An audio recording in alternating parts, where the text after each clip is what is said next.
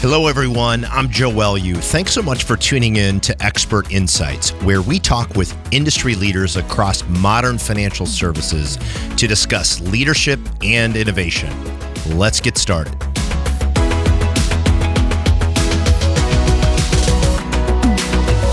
Hey, everyone. Joe Welu here. I am super excited about my guest today. Mr. Shant Banosian is with us. Sean, how you doing, buddy? I'm doing great. I'm honored to be here, and good to see you as always. And thank you for having me. Yeah, absolutely. So, little bit about you, and I want to please feel free to correct me if I get anything wrong. You are the undisputed top loan officer, top originator in the country, hands down.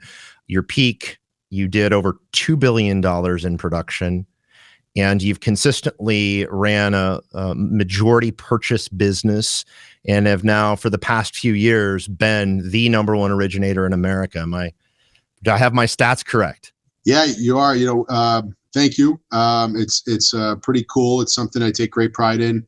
We got a lot of notoriety when we did over $1 billion in 2020. We did $2 billion in 2021. I think. I've been in the business on this side of the business now since 2008, really, and we've now, so really, what's that? 15 years, going on my 15th year, and we've done almost $9 billion in business in that time. So we've cranked it out a lot in the last 15 years, and the secret is to my success is like the incredible people that I have on my team that have done it with me, that have helped me build this. Certainly those kind of numbers are impossible if I was trying to do this by myself. And then, we're fortunate to work with a lot of partners, like real estate agents and financial advisors, some amazing clients. And then we work with, vendors and partners like you that help us, scale our businesses and do a great job. So it's certainly not all my success on my own.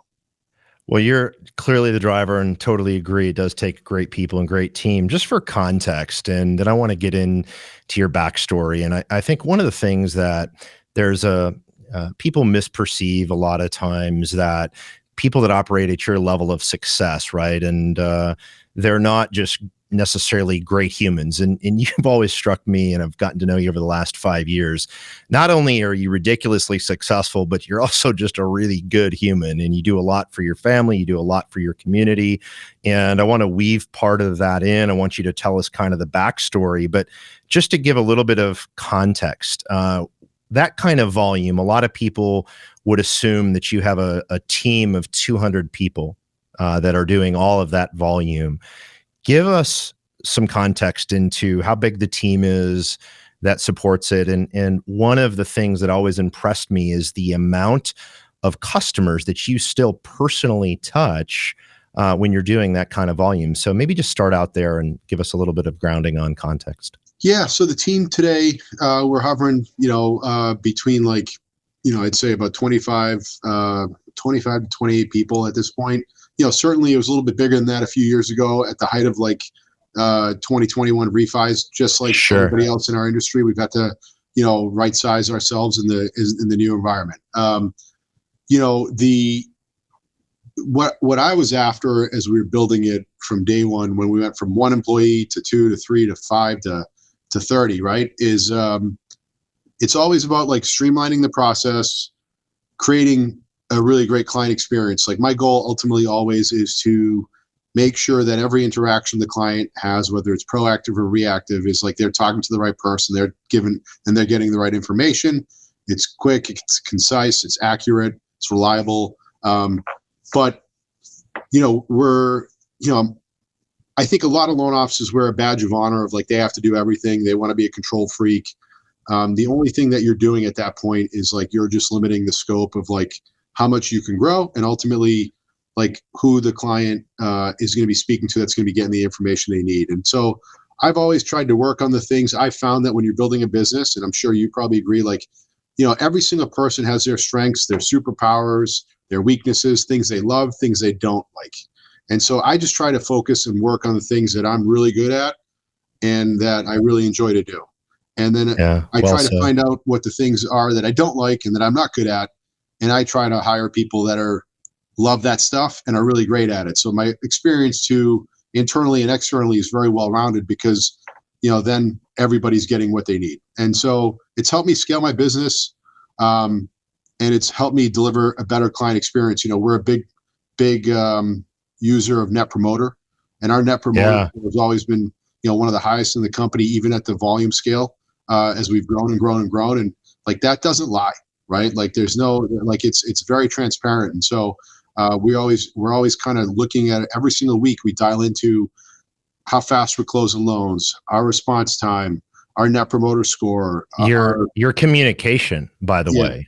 And what I hear at the scale that you operate on, you pride yourself and your team of having impeccable communication throughout the entire process. Is one of my opinion, and I want to get into some specifics, but my opinion, one of kind of your keys to scaling has been you guys are really pretty flawless on your communication process. Is that fair to say? Yeah, we try to be. I mean, it's with a lot of trial and error and feedback. We look at feedback as a gift. I think a lot of people look at feedback and they'll take a survey or they'll take an email and be like, that person has no idea what they're talking about. And every single one of those piece of feedback, there's gold in there. And so it's a learning opportunity, right? Every one of them. It totally is. And so we try to, if you can really look, and I mean this wholly, I never look at any part of our process like, this is what I want to achieve because I think that's right. I am always looking at it from the eyes of a couple different people. What does a real estate agent need and want to run their business successfully? What does a consumer want as a part of their home buying journey? And what do they deserve? If I was in their shoes running my business or going through my home purchasing experience or refinance experience, what would I expect to grade it a level 10 experience? And ultimately just try to deliver that. So I think all the little things around it. Yeah. If you put yourselves in your customer's shoes, whether it's a partner or end user, you're always going to do better if you're just focused on delivering that type of experience. And that's what we try to stay true to. It's and you definitely do. There's no doubt about that. And I want to ask you some specifics on your process and whatnot. But before we do that, I want to hear the backstory, man. I don't think I've known you. Gosh, it's got to be pushing 5 years or maybe more than that. More. I remember when you guys were first making the rounds, so very early on, and so I bet it's more than that. And so I don't know that I've ever really gotten. I know you as Shant, the $2 billion man, but talk to us about how it all started, man. How'd you end up in the mortgage business, and take us to the early days? Yeah, so it was completely by accident. I don't think anybody grows up wanting to be a loan officer, right? Unless it's your family business or something like that. But I graduated from college. I went to Bentley College here right outside Boston. It's a business school. Didn't really know what I wanted to do. And it was 2002, so there was the whole .com thing was going on. A lot of hardware companies, software was just kind of getting going. And so I was trying to figure out what I wanted to do. And ultimately somehow I got the great idea that I wanted to be an attorney. And ultimately I kind of quit my job, started applying to law school.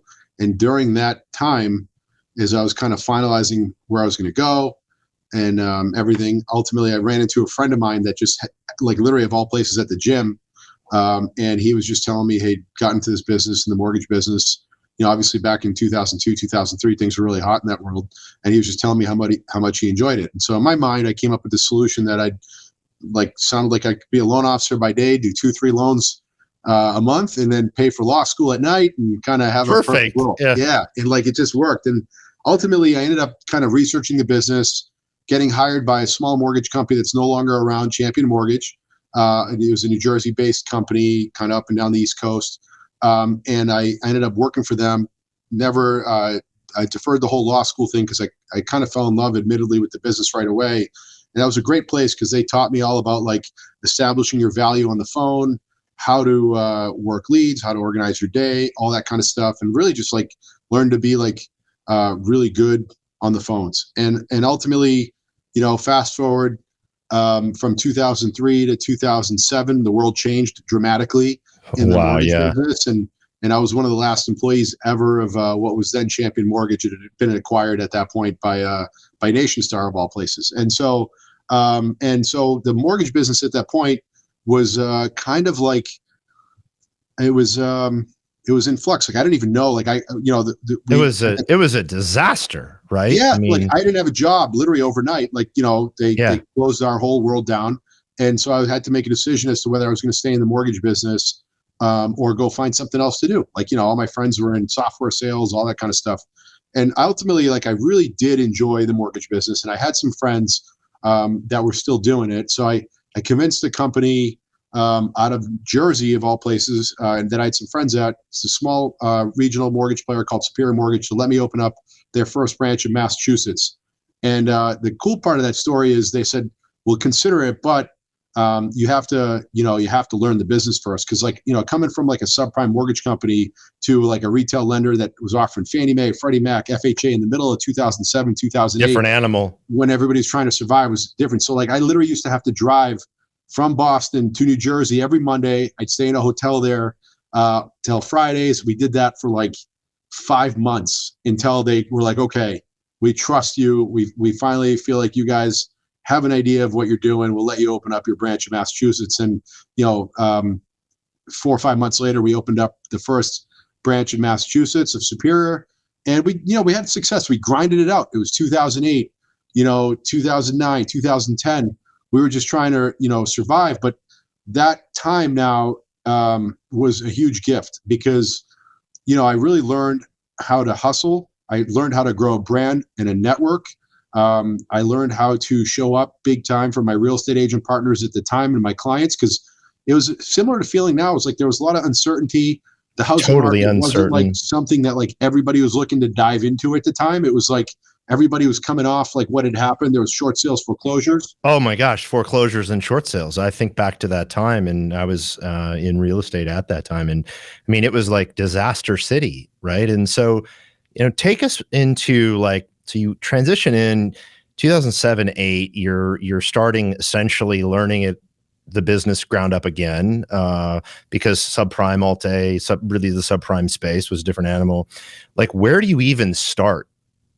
Like, how did you at that time, it was everybody was trying to figure out, like, is the world going to end financially? I mean, Lehman's collapsed in '08, and everything was going into foreclosure, and so many people were completely getting out of the business. So you had the guts to say, I'm going to lean into this business. And I'm guessing, maybe I'm wrong. I'm guessing you didn't have a bunch of money thrown at you to go start this thing. I took So out a like, how credit card. I didn't have any money. I literally like I took out a credit card. It had a $10,000 limit on it, and because I came from that subprime world, I was very familiar with like LendingTree.com. At the time, Zillow was just getting rolling. LowerMyBills.com. We just bought some leads, and so like we did that in order to like at least just have some day to day like some deal flow, conversations. just created some deal flow. Yeah, and we learned Yeah. the business that way. So I was learning what Fannie Mae was. I was learning what Freddie Mac was. I was learning FHA. I learned how to like warrant a condo, right? Like I didn't know any of this stuff coming from that previous world. And so while we were doing that, though, I was out every day. In the mornings, I was getting breakfast with realtors. At lunch, I was at lunches with them. At dinner, I was out networking. I was at every single Chamber of Commerce, BNI, Rotary Just Club, like you name it. just doing the work, putting in I the was effort every everywhere. day. And I went from Yeah. being the person, like I wanted to establish, like literally at the time, I remember I was like, if I can just do like good market share in like these 3 towns, I'll be okay. And I'll be really happy. And that was like my goal. And then it started like, as you start showing up more and more and more in terms of when I say showing up, I don't mean physically being present. Like as you start showing up more in deals, as you start being person that people can call when they need something quick or when they need an answer, and you become like the person in your market that's the source of knowledge, which I became quickly without even really realizing I was becoming that person. But I was trying to make it. So like I was like always on. Then you start getting referrals to other people, especially in a time like we're in right now, where other people are starting to leave the business. When people get like, I come of the nature that when things get tough, I just work harder. Unfortunately, there's a lot of people out there that when times get tough, people work less, right? And they just get like shut down. paralyzed. They get paralyzed from the fear, right? Yeah. So like if you And go all yeah, in, right? If you go all in terms of like effort and then just like learning the market. Like every market shifts, right? Like there's never going to be a market that we're in that's not different than the previous one or the next one, right? But like if you just shift with it, you're always going to do okay. You can't guarantee you're always going to do more business, but as long as like you're gaining market share, as long as you're kind of staying ahead of your competition and staying, innovative, and sometimes you don't need to innovate. Like I'm not sure that like this is You're like adapting though. yeah, You're adapting to the environment. And one of the things I want to drill into is a lot of people think they look at you, $2 billion man, like you had this magic touch. You must have came from, you had a network of 5,000 people you started with. And what I'm hearing from you is like you just flat out worked everybody else, yeah. right? I really did at that time. I didn't have this like, it's funny. It's like when I first opened up the doors, like my only network was like literally my friends and my family, right? Like, and it's not like I don't have this huge family, and I don't have like I come from this enormous college. I went to a local school here, and it just but I just did what I did. I was at a conference a couple months ago, and a gentleman who started a really really large real estate firm that's having a lot of success right now. He was telling his story too, and I really resonated towards it because he was just talking about like when he came to this country, he was later on in life. He's like, I came here, I didn't know anybody, I didn't go to college, so I didn't have any roommates, I didn't have a network, I just worked. He went door knocking, right? And like so, like it was just like, you can make what you want, you can create your own network pretty quickly. It's even easier now, right? Like back then, it was like, you had to really go out and do it. This is 2008. It seems like not that long ago. Social media didn't have the reach that it had back then, right? Like it wasn't, people weren't It was texting via very communication. immature at that time. Social was very immature at that The time. CRMs that we had, like, kidding me? Like, there was no such things as journeys and like the way to communicate with like, and video and all that kind of stuff. Like it was so much harder to get your name out there in broad. Whereas now if I like, and then of course you're also working hard. So you're not spending a lot of time like learning that stuff. You're just doing. And so like with some of the knowledge I have now, I think we could have grown it even more. But like, you can't go back in time, right? You can just learn for the future. What was it that you obviously had the right mindset to be able to go in that environment? And there's a lot of parallels, like different reasons the market's hard today, but a lot of parallels in terms of wouldn't you agree the fear and uncertainty that's out there, right, about the industry? There's parallels. Yep. And what I'm interested in hearing about is like the mindset you had to have at that time, like not just being willing to work, but finding the optimism. Like what was it that was driving you? Yeah. So one, you're just trying to like I don't have a lot of like I don't spend a lot of time even today about focusing around like what's going wrong around me. Like I really don't. Like, if somebody's like watching, the only kind of world you could see if you're not on my team is like watching what we're through in some social. Like we're not spending a lot of time like focusing on what's going wrong. We're like focusing on what we can control. Like I've said before, like I cannot control the economy. I can't control interest rates. I can't control inventory.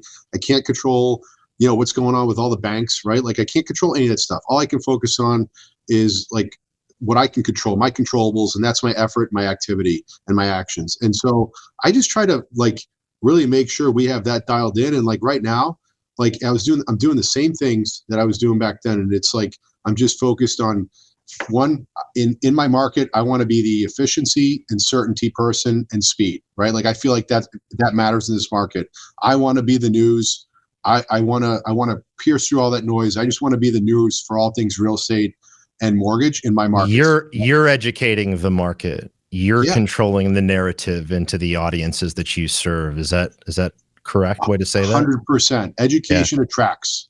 Education attracts all day long. That's why you're getting all these people that, ultimately like what an influencer is, right? Like is it's just somebody who's got people's attention because they're putting content out, and not every single influencer is educating. But the people that I'm attracted to in the real estate space, in the mortgage space, like I'm focused on like, I'm not focused on people doing funny stuff. Like I'm focused on people that are like putting good content out that like I can learn from. And then I feel like, so education attracts and information motivates, right? And so when I say that is like information totally motivates, because think about like all the buyers out there that aren't acting in this market where it's like maybe a good opportunity. All the sellers that are maybe afraid to list right now because they don't know what's going on. But if you provide them with information, you can inform them into action. And that's really important. And same thing in the mortgage world. Like, we are the amount of advising and that we have to do right now is more important than ever. And what's good about this market is that it's gone from urgency to uncertainty, right? Like we've seen like speed, then slow down, what's going on? There's all these, and then it goes back to urgency, then uncertainty. But like the more confusing it gets, in my opinion, the better it is for the best of the best, because then we become way more relevant. I mean, we all become more relevant because clients need us more for our information, our data, our experience, our relationships. And so like you can really stand out and offer value, like, because like a couple of years ago, like in 2021, right? Like what value did I really have to bring to the table, other than just being able to like make it happen? Like it was like the value then was like just execution, like take on the differentiation. Yeah. The differentiation wasn't as dramatic. And now what you're stating, I believe in fundamentally, is that the differentiation is so substantial now between the people that are really world-class at advising and educating. And that's something, I mean, education attracts. I love that statement. I think it's so powerful. We always talk about it, educating versus selling. So many people in this business think that they're in the sales business. And it's like, you really have to reframe that if you want to achieve at a high level. And I think your points are just so on point with that philosophy.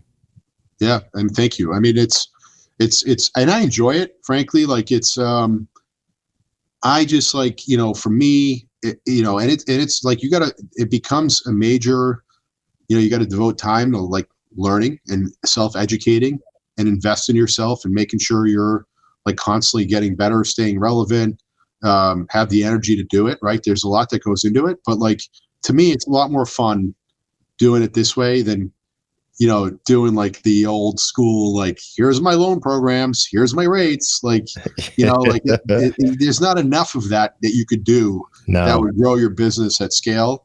And you can't influence enough. You can't influence enough people, right? No. I mean, that's really what it's about. Is if you want to influence and attract people to do business with you, if you want to attract people to do business with you, you have to have influence in the market. And the way that I see you generate incredible influence is the way that you educate the marketplace on what is really happening versus what they perceive to be happening, right? Which is usually part of the gap you have to close. So I want to bridge the gap a little bit from 07, 08, you're grinding, you're getting some success early. I can tell you were buying leads and doing whatever you had to do to hustle. When did it turn to a point where you're like thinking a lot bigger? Did you think that big from the beginning, or was there a point? Yeah, I definitely, if I'm being honest, like there was a point where it switched for sure. So in 2012, we, the company I was at got acquired by the company I'm at now. So Guaranteed Rate acquired Superior Mortgage. And, I was doing probably like $45 million, call it, at my last year at Superior Mortgage, working like so hard. Like I remember I closed like 29 deals one month. It was like one of the last months when I was at Superior Mortgage. And you felt like you were going to die. Yeah. Like literally, like I was like, if I could ever just do that again, like I was so happy. And then all of a sudden I get to this company and there's people doing literally like 10, 12, 15, 20, like so much more business times. Like there was people doing 100 million, 200 million, 300 million, 400 million. Like I was blown away. And so you're all of a sudden immediately what was possible. You had a new perspective on what was possible. Like that was kind of the beginning of the turning point. That was it. Like, and then I remember I went to some event where I was surrounded by like the top 50 people in the company. And I just realized that these were all just people that were just like me, just working smarter, more efficiently. And obviously we're doing things better than I was, because like I was working 24/7 and I was like literally not doing even half the business. I mean, they were doing double or triple or quadruple the business I was doing. So, that was confidence, that created confidence in me, knowing that like I got to know some of these people. And and just realized that like they were just working smarter than I was. And so I literally at that time started thinking bigger, that I had to like, I was trying to do everything almost by myself. Like, I had very little help. I was definitely doing it the old school way. And I was like, all right, look, how can I become, the other part of it is I was also looking for fulfillment and freedom. Like, I don't care what anybody says. There's not a lot of, it's not really fun working 24/7. And like, that's all you do. Right. Like, I wasn't like, I'm not going to say I was like absolutely loving that either. Like I've always liked working hard. Your life didn't feel full, right? I've been in those moments as well. And you certainly are missing out on things, right? And so that was important to you to have that fulfillment from what I'm hearing. Yeah, 100%. And I was like, so these guys are doing much more business than I am, and they seem to be happier. Right. So I was like, after that. So like, ultimately it just like it caused, and so there's that. But the other thing that had happened at that point too was that I'd also been, as I'd been doing this more, I was also surrounded by a lot of really successful business people and other lines of business too. Some real estate teams, because real estate is a little bit further along in like the team development than the mortgage business Yeah, is. Financial definitely advisors, was. things of that nature. So like, so I was like really starting to understand that like, I wanted to have a vision. I wanted to do more business. I wanted some fulfillment in terms of working with a team, because I'm just better in a team environment than I am a solo practitioner. And then I wanted some freedom, right? I truly wanted freedom of like being able to have a family, have kids, have a wife, and enjoy all that too. So that was kind of like all those things kind of clicked all at once. And so I went on a mission to kind of, really I had to transform myself and identify what am I really good at? What I was really good at, being a rainmaker and being a visionary, right? So like I wanted to draw the business in, close deals, and then just like execute a vision and think big. And I remember, so we started like, there's multiple hires that we've made over the course of time, whether it was building out my operations team, building out my sales team internally, building out marketing, building out business development, all people that have helped me scale my growth. There's a great book out there. It's called Who Not How. And so I hired a bunch of different who's that helped me, grow. Figure out the how.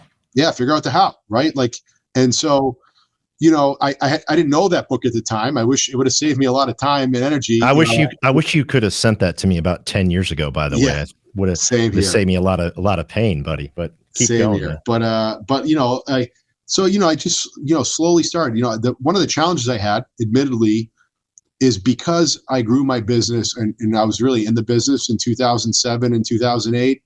I also saw how quickly things could get taken away from you. And like, I saw like how fast things changed. So I was always probably a little bit afraid at the time to hire and take on expenses and grow.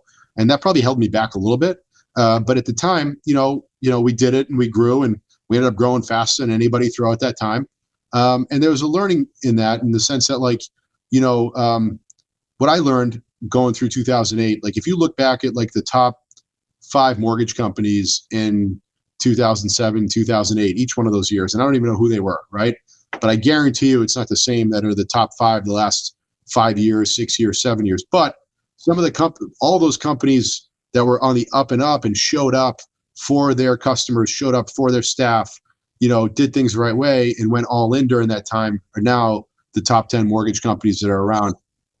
I want to play that back because it's so relevant right now. What you just said, the companies and the people that showed up big time for their customers during that time reaped tremendous benefit as the market turned to a more normal environment. Did I state that correctly? You nailed it. Yeah. And that's that lesson, and going through those times, I didn't value it at the time because I was just working, like, tunnel vision, you're working, but like, I'm really leaning on that stuff right now. It gives me great perspective to know that like, if I just like, I'm just trusting that if I show up for my clients, if I show up for my partners, if I work really hard, do things the right way and don't listen to the noise and just put blinders on, right?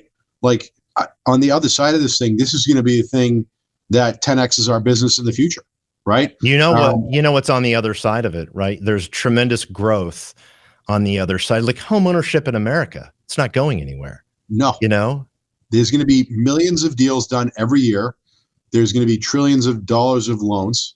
And like, we just need to have a pretty small piece of it to be really happy and to do a great job, And so like, like that doesn't mean you don't shift with the business, you don't adapt with the business. Like, I've done a lot of things to be able to stay more like, we're always focused on how can we be more efficient? How can we drive better experience, all that stuff? How can we utilize technology? But like, all those things are always going to change. Right. And so really like, those are the things that like, and then we just constantly worked on figuring out a way to grow the business, communicate within the team. There's a lot of ceilings that we hit, a lot of experiences that like, I wish we didn't go through at the time. Like they weren't fun going through, but like, you learn and you get better and like you get more resilient, you build really strong relationships. You unfortunately, you don't everybody that started with you in terms of clients, partners, or team members ends up with you at the end, but that's like part of the journey. Like it's part of the journey, man. It's like make believe to think that like everything's going to go easy and everybody's going to stick with you. It's like there's not a business story out there for some of the most successful businesses out there that haven't gone through all that stuff. And like, we're going through them all. Unfortunately, we got a lot more wins than we have losses. Yeah, no, well, you've it's easy to see why. I mean, the things that strike me is you have the ability to always have an incredible perspective with what's going on. And how do you translate that to your team? Right. Yeah, I'm in a lot, and I'll give you an example. I'm in a lot of offices across the country, and you can just tell people are struggling. There's tremendous change, tremendous uncertainty. Their energy's off. Like, how do you instill that in your people? You have to talk about it. One is it's in your actions, right? Like they see you, they talk to you, they know if you're being true to who you are and like how you're actually like my team sees what I'm doing all day, every day. Like I'm never not on once I walk through here. Like once I get here at 8:00, I'm on until like, whenever I leave, I'm on. And even when like they need me, I'm available and accessible to them to support them. But the other part of it is like, you just have to have consistent communication. Like, we talk a lot as a team on a weekly basis. We have huddles, we have meetings, we have one-on-one chats. And like, you know what? I'm kind of like a broken record, right? Like you're very intentional about this. I can tell, like you're very 100%. Intentional. Very. Yeah. And like, you know what I'm talking about for the last year and a half, if you talk to one of my teams, what's Shant talking about? Stick to the basics, get back to basics, get back to basics, get back to basics, focus on what you can control, right? Like I can't control all that other stuff. All the stuff I said to you, I'm saying to them all the time, focus on what you can control. Push the obstacles out. Don't see the obstacles. Yep. Right? How many calls can you make? How many follow-ups? How fast, speed to lead, are you thanking your partners? Are you communicating with your partners? Like, are you doing are you giving them a next level experience? Are you communicating our value proposition every single time? Again, we didn't have to communicate our value proposition for 2 years. In 2020, 2021, 2022. It just rained money from the sky, right? And like your value proposition literally would just like, not entirely, I'm simplifying it and kind of exaggerating, but it really just like, as long as you picked up your phone, like there was such an oversupply of mortgage need that as long as you answered your phone and could execute a closing, like for the most part, you were going to be busy. Right. And like, if you could do a better job than everybody else while doing all that stuff, you're going to be extremely busy. But like, even if you were mediocre before, right? Mediocrity gets punished in 100%. These environments. Yeah. And then the last part is, you got to take care of yourself and you got to stay super positive. Right. So it's really easy to just talk about being positive. Right. But it's a lot of hard work. Right. And so like, it's easy to be positive if your energy levels are super high. Like when you wake up tired, you're not going to be positive all day. When you wake up coming out of bed, you're fired up, you're well rested, recovered, you're going to be positive, right? If you're focusing, like I spend a lot of time reading good positive content that's going to help me be a better business person or be a better leader or be a better version of myself. I read every single day. So I want to drill into that a little bit because this is such a powerful nugget.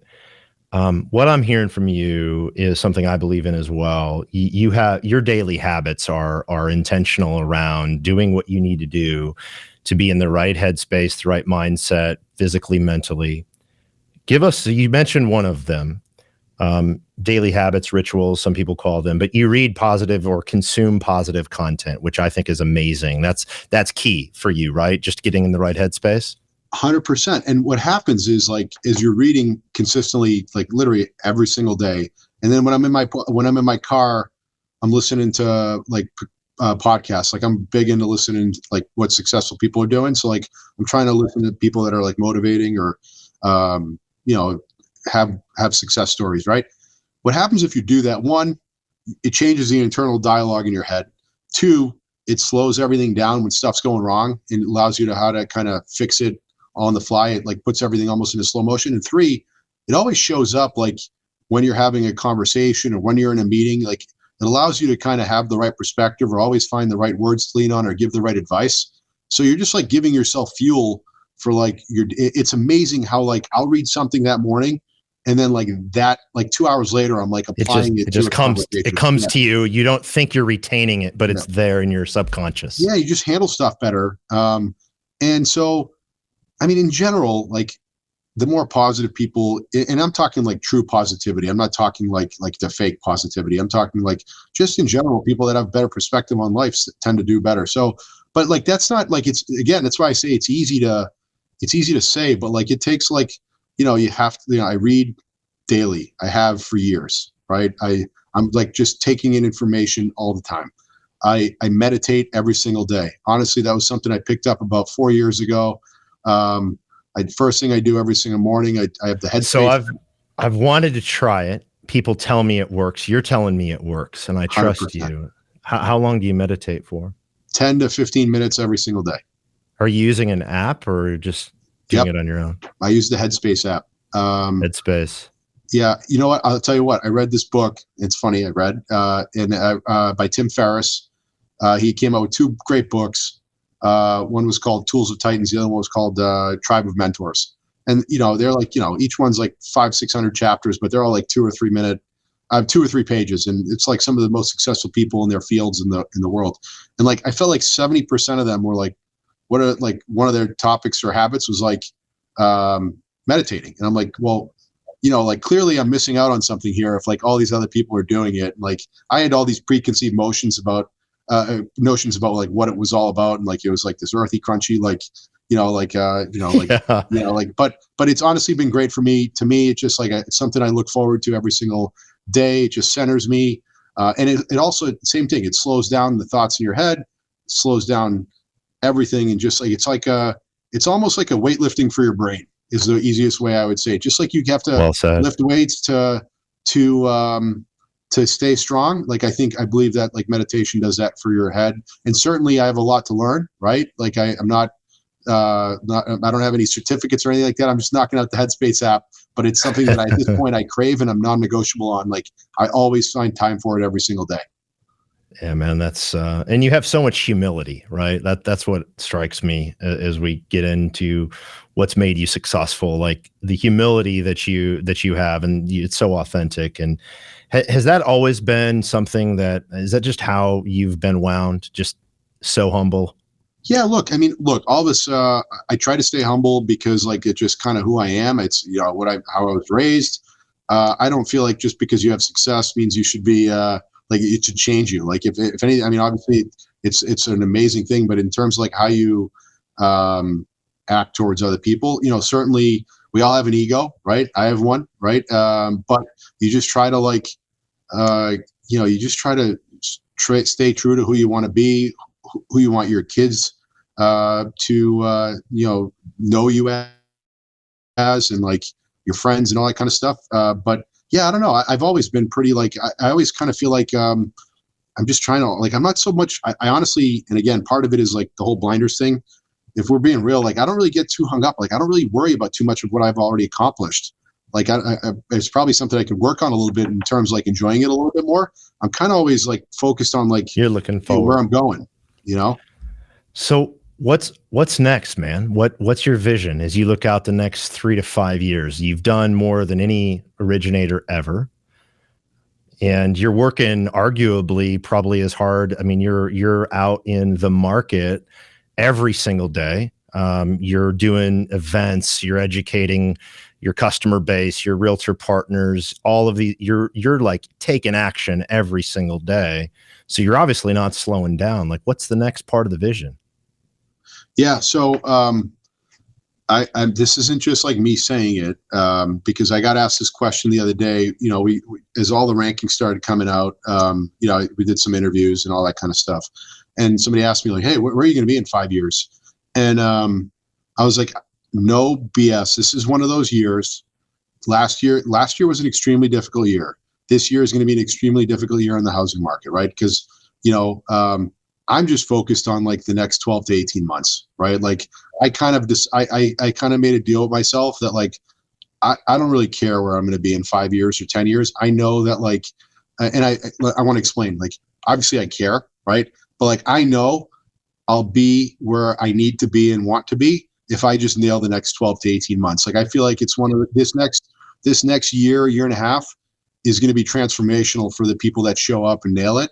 And there's going to be a bunch of people that don't show up, and there's going to be transformational in the sense that they're either become irrelevant or they're out of the business. But the people that show up, like, if I just have to, I literally just want to like dial in and just be laser focused on this year. So I could kind of stop thinking about like professionally where I want to be in 3, 5 years, because I know I'll get where I need to be if I just nail the next 12 to 18 months. I think that's so exceptionally well said. And I think there's so many people worrying about what they can't control outside of this, when the reality is just executing every single day right now and showing up, as you mentioned, puts you in a position to win.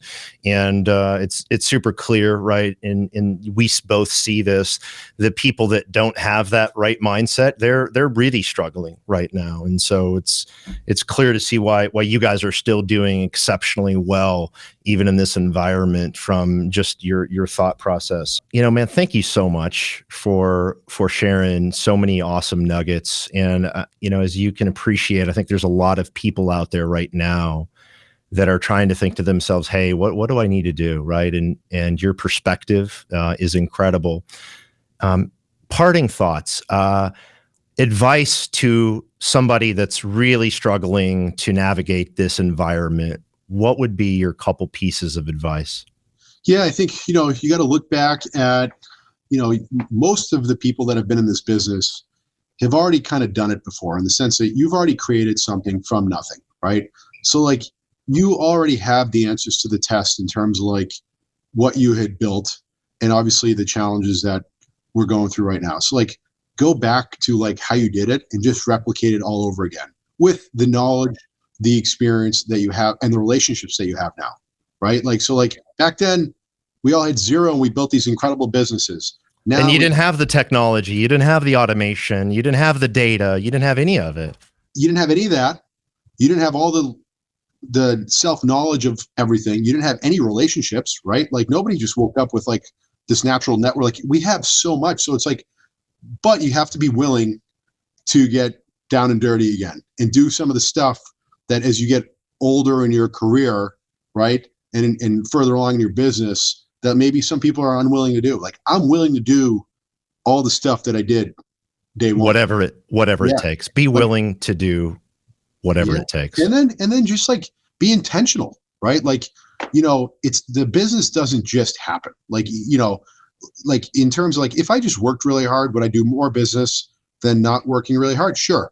But like, if you work really hard and have a plan of attack and understand what you're trying to accomplish, how much business you want to do, what kind of leads you want to drive in, who you want to partner with, what it's going to take to successfully do that, like map it out, like, and then work on your business. So like, it's like too many people act like salespeople, whereas like, if you want to build a big business, you need to think and act like a business owner.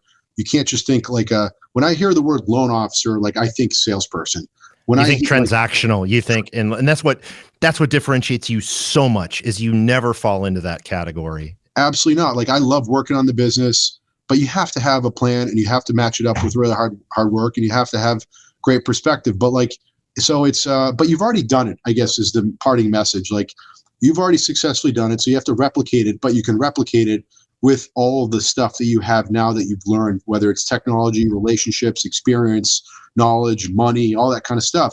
So just, are you willing to go all in again, right? And if the answer is yes, then do it. If the answer is no, then like, I don't have a good, I'm not happy.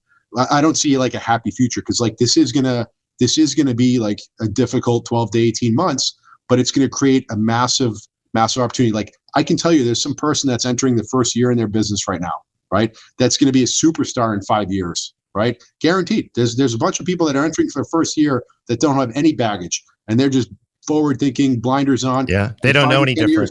And they're going to be some of the best loan officers in the country, right? And so, like, to me, I'm looking at this like this is a way for me to 10x my business if we nail it. And I plan on nailing it. There's no other option, in my opinion. And burn the boats, baby. Burn the boats. So like it's that's kind of like, it's very intentional. It's intense. I'm all in, and I want to win. So like that's kind of like I think it's not that hard. It's a simple message. It's really that simple. You heard it from the $2 billion man, guys. Are you willing to be all in? I think that's the quote of the day. Are you willing to be all in? Thank you, Shant. I really deeply appreciate the time. I really enjoyed this. This was a lot of fun for me. Thanks so much for joining us today. Be sure to subscribe wherever you get your podcasts.